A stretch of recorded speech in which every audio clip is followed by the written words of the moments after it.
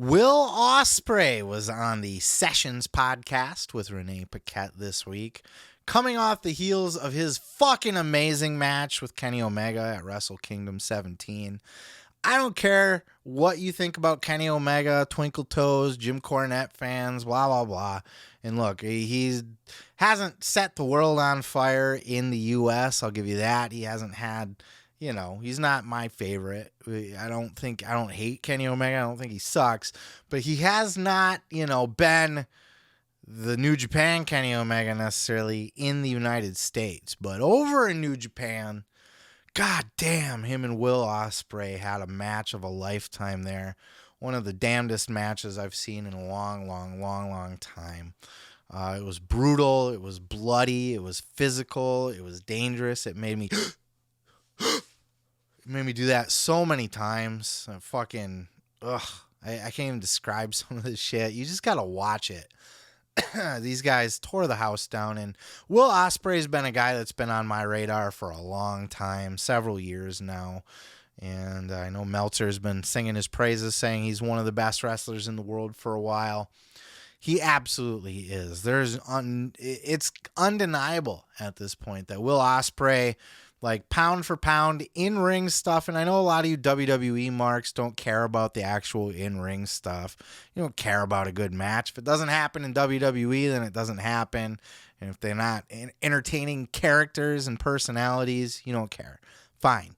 But if you are a wrestling fan, if you like moves in the ring, if you like to see people work and fucking actually physically work, then you will find nearly no better than Kenny Omega versus Will Ospreay at Wrestle Kingdom 17. You have to seek it out. You have to. But enough of me talking about all that. That's just me sucking off Will Ospreay a little bit here. And what a charming guy, too. Just a fucking...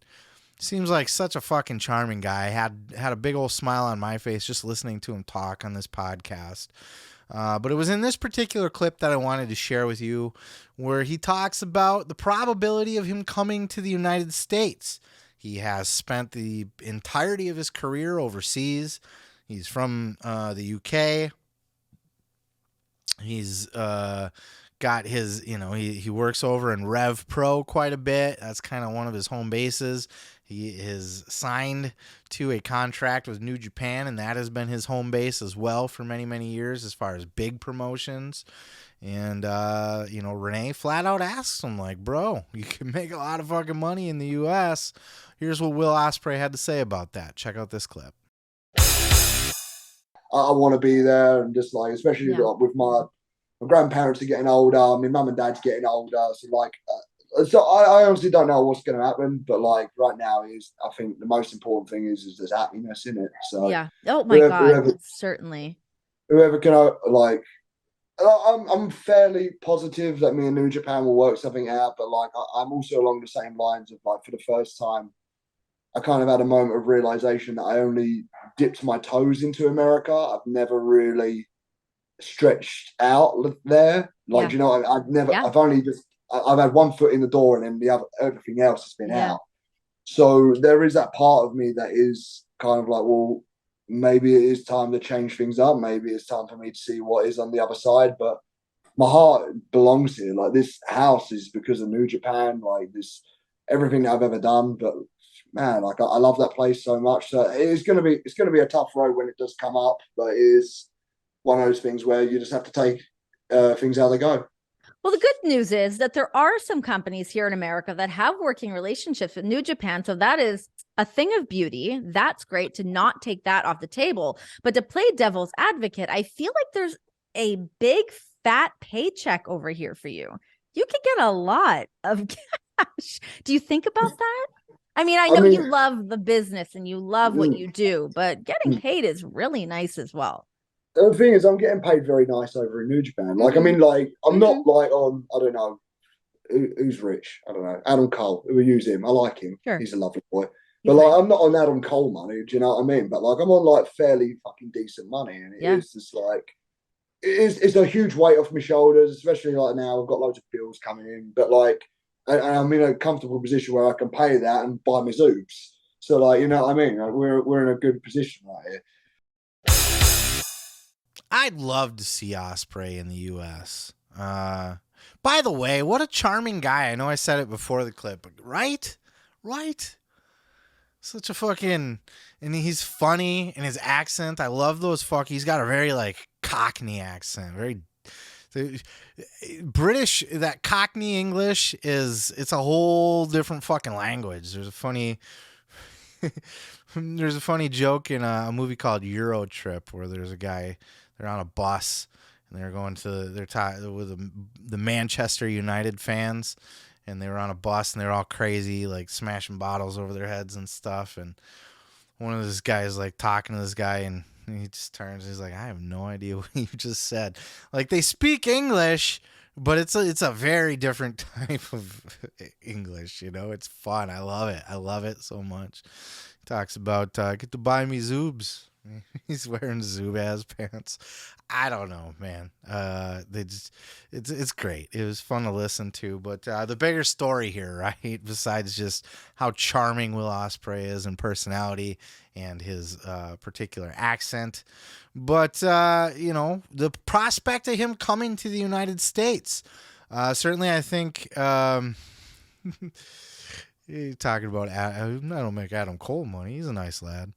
I think Renee's 100% right. There's a giant fucking big fat paycheck over here for Will Ospreay, but there's other things to consider. Will Ospreay makes very good money. He makes a living. He can pay all his bills, take care of his family.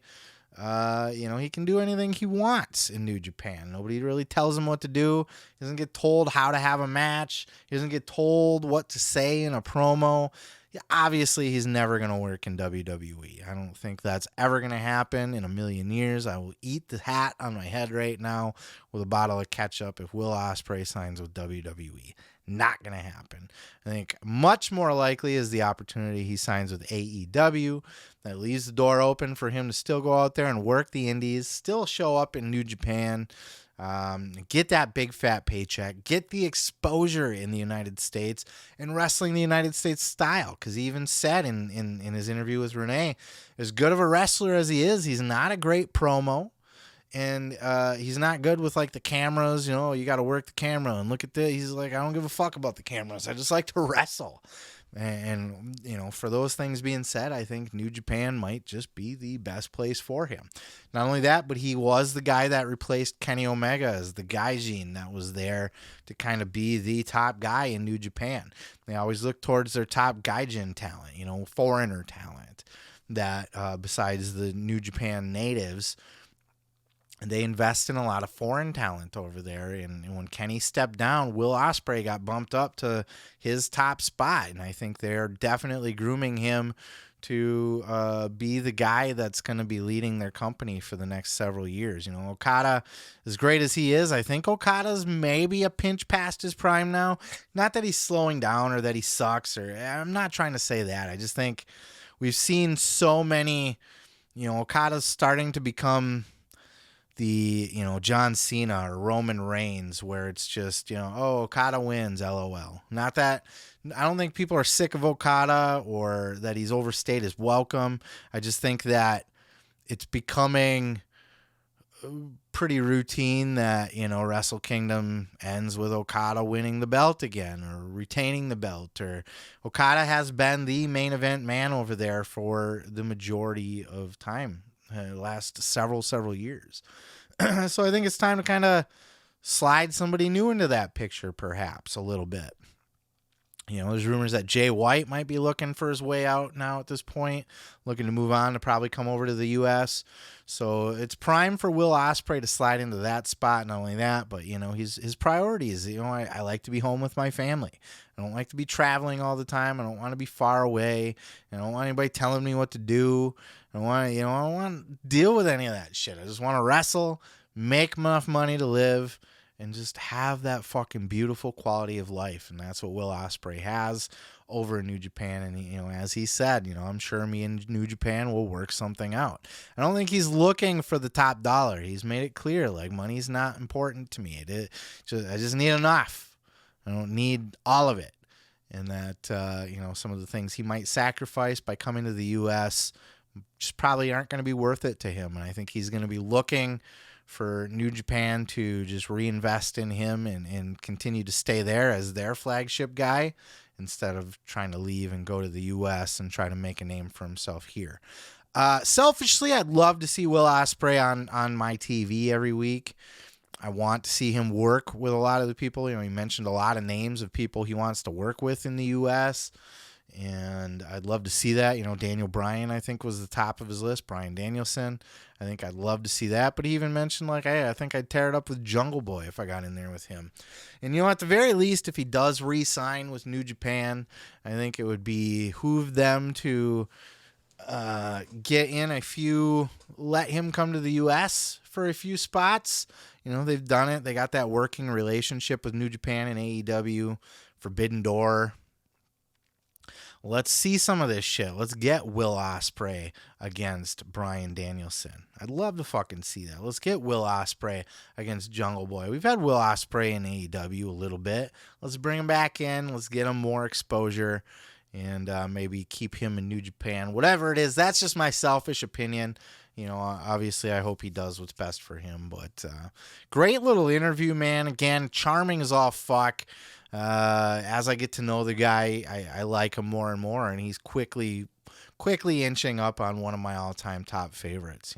He's a goddamn master in the ring. Cool guy on top of it. So that's my thoughts. Link in the description down below if you want to watch the full interview, and I'm going to move on to the next. Let me tell you something, brother. You can check out full episodes each and every Sunday right here on this channel, dude. Don't forget to like, don't forget to subscribe, and don't forget to take your vitamins and say your prayers, brother.